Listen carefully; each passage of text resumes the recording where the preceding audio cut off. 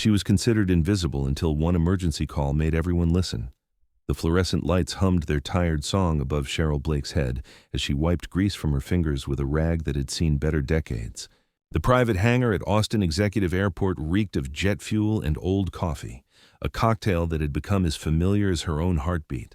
23 years she'd been here, 23 years of being the shadow that kept million-dollar machines in the sky while pilots got the glory and mechanics got the blame.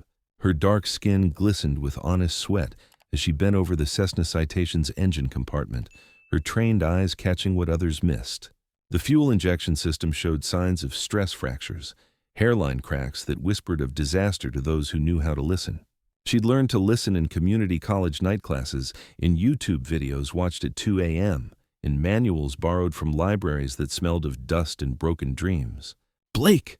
The voice cut through the hangar's morning stillness like a rusty blade. Vincent Hart strutted across the concrete floor, his pilot's uniform crisp enough to cut glass, his inherited confidence preceding him like expensive cologne. The other mechanics suddenly found their tools fascinating, their eyes glued to anything but the scene about to unfold.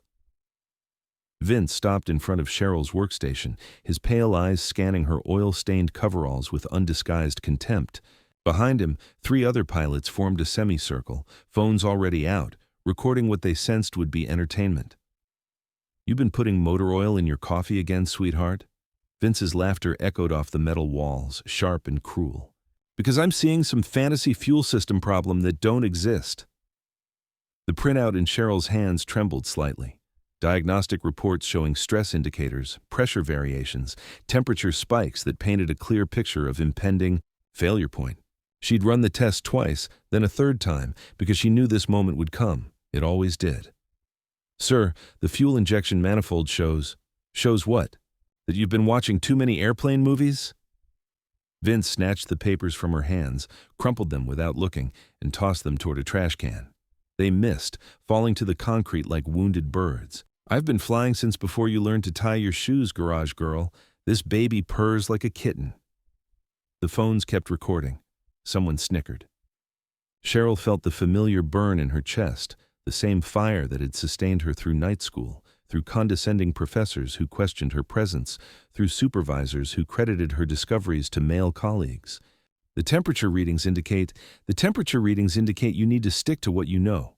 Vince's voice rose, performing now for his audience. "Oil changes, tire pressure, maybe washing the planes if you're real careful. Leave the real mechanical work to people who didn't get their education from ghetto tech." The hangar fell silent except for the distant hum of air conditioning and the tick of cooling metal. Cheryl's hands stilled on a wrench, her grandmother's voice echoing from memory.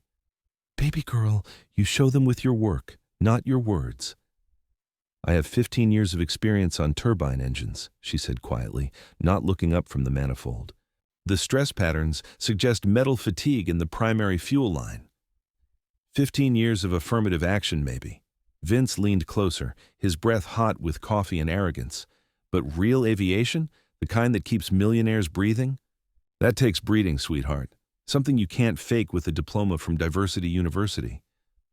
The younger mechanics shifted uncomfortably. Marcus, barely 19 and fresh from trade school, whispered to his workmate. "She found that crack in the Delta bird last month. Saved their asses." But his voice was lost in the theater of humiliation. Vince straightened his tie, adjusted his aviators despite being indoors, and delivered his final blow. "Pack your tools, Blake. I'm having you transferred to the car wash where you belong. Real pilots need real mechanics, not wannabes playing dress-up in coveralls." The recording stopped. Phones disappeared into pockets. The show was over, and Vincent Hart had played his role perfectly. The heir-apparent cleaning house, maintaining standards, keeping the natural order intact. He strode toward his aircraft whistling, "Fly Me to the Moon," with casual cruelty. Cheryl stood motionless for a long moment, oil-stained hands hanging at her sides. The diagnostic equipment beeped softly, indifferent to human drama, still registering the same troubling readings that no one wanted to see. She began collecting her tools with mechanical precision, each wrench and socket finding its place in the battered toolbox that had been her father's before cancer took him. The hangar's massive doors groaned open as ground crew prepared for Hart's departure. Outside, the Texas morning burned white-hot, heat waves already dancing above the tarmac like spirits of the departed. Cheryl walked past the other mechanics, their eyes studying their shoes, their silence heavy with complicity and shame. "You'll land somewhere better," Marcus whispered as she passed, but even he couldn't meet her gaze. The Citation's engine spooled up with a whine that made Cheryl's teeth ache. She paused at the office window, watching Vincent Hart taxi toward the runway, his passengers, 3 executives from Dallas, chatting and laughing in the cabin, unaware that their lives hung on systems stressed beyond safe parameters. The fuel pressure warnings would start subtly, she knew. A flutter in the gauge, easily dismissed. Then the temperature spikes as metal fatigue allowed hot gases to escape their designated channels. By the time the real alarm sounded, they'd be at altitude, over suburban neighborhoods with nowhere safe to put down. She pressed her forehead against the cool glass and whispered a prayer to whatever God watched over fools and flying machines. 42 minutes later, the emergency frequency crackled to life. "Mayday, Mayday, Austin Center, Citation 77 Tango declaring emergency. Pilot unconscious, repeat, pilot unconscious. We have engine fire warnings and are losing altitude." The air traffic control tower erupted in controlled chaos.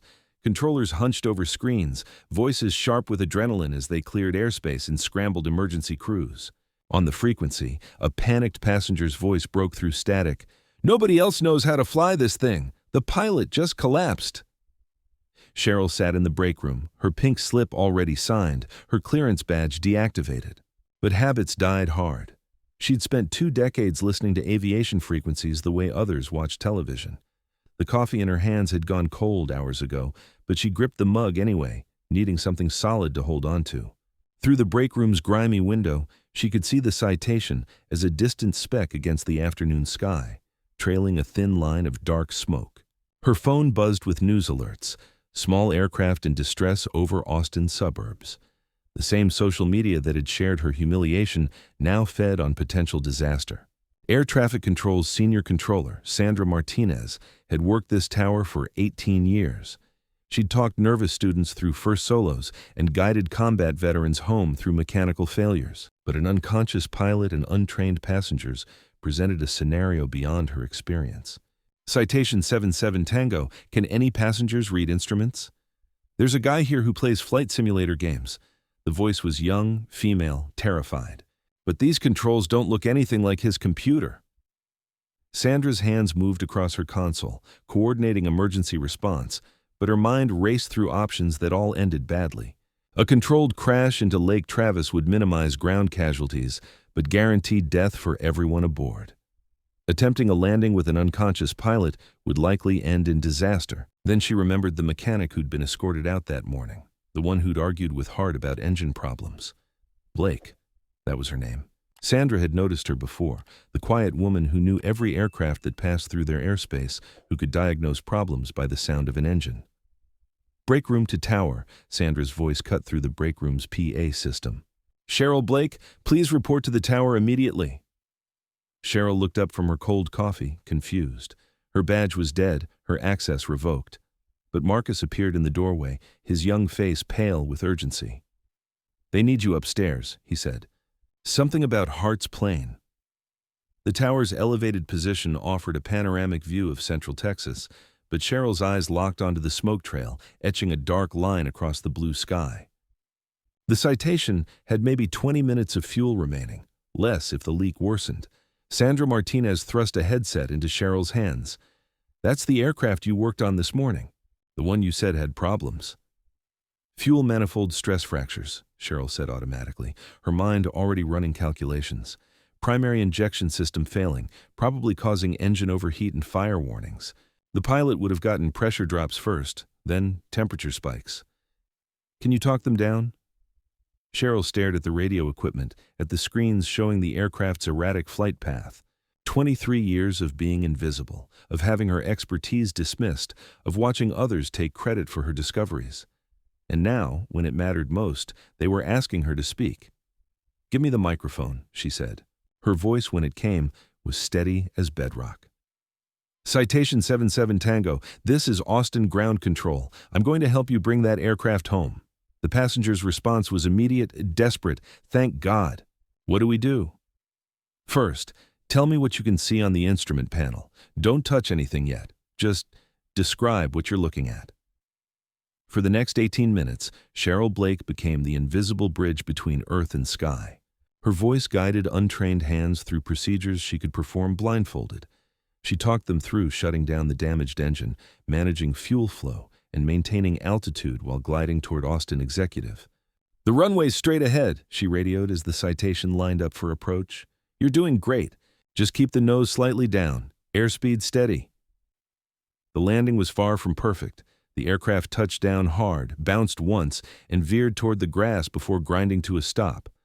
But it was on the ground, and everyone aboard walked away. Within hours, Cheryl's name was everywhere. Local news led with, "Mechanic saves aircraft after being fired for raising safety concerns." National outlets picked up the story, "The woman they wouldn't listen to." Cable news invited aviation experts to discuss how institutional bias had nearly caused a tragedy. Vincent Hart woke up in Austin General Hospital to find his phone buzzing with notifications. His social media accounts, which had featured the morning's humiliation of Cheryl Blake, now hosted a different kind of viral content.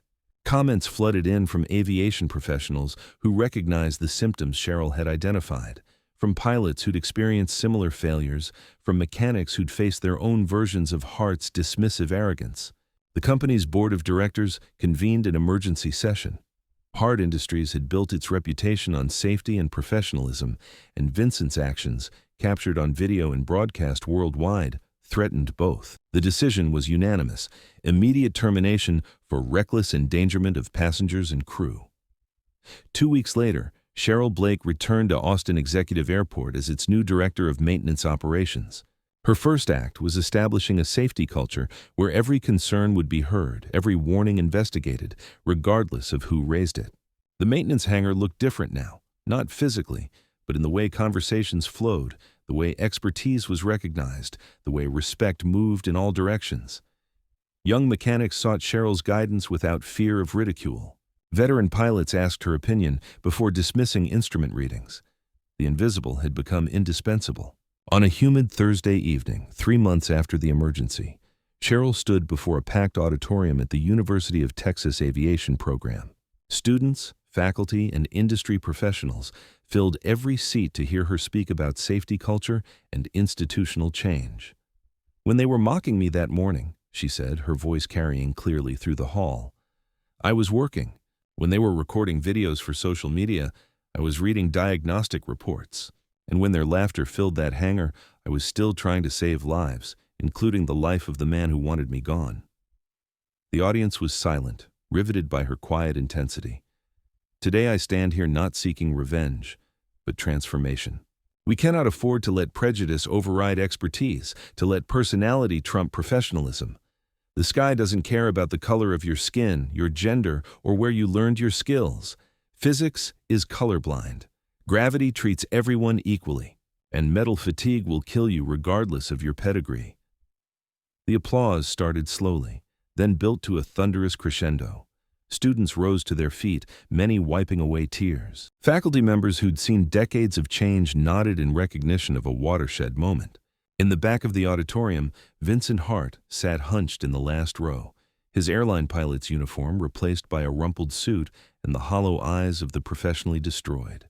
He'd come hoping to find ammunition for an appeal, some sign that this was all media manipulation rather than genuine transformation.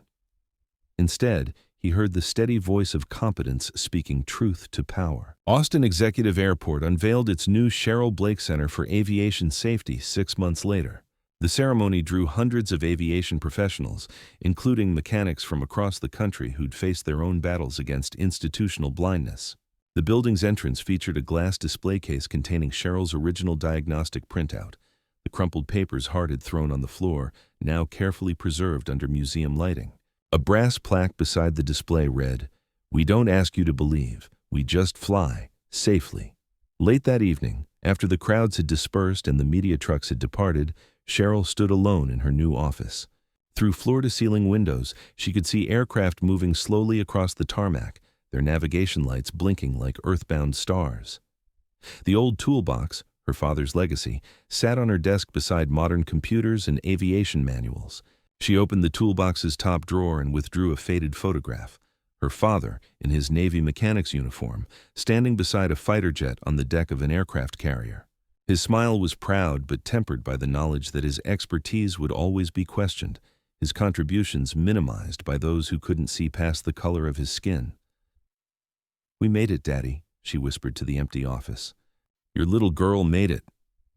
Outside, the city lights twinkled like a terrestrial constellation.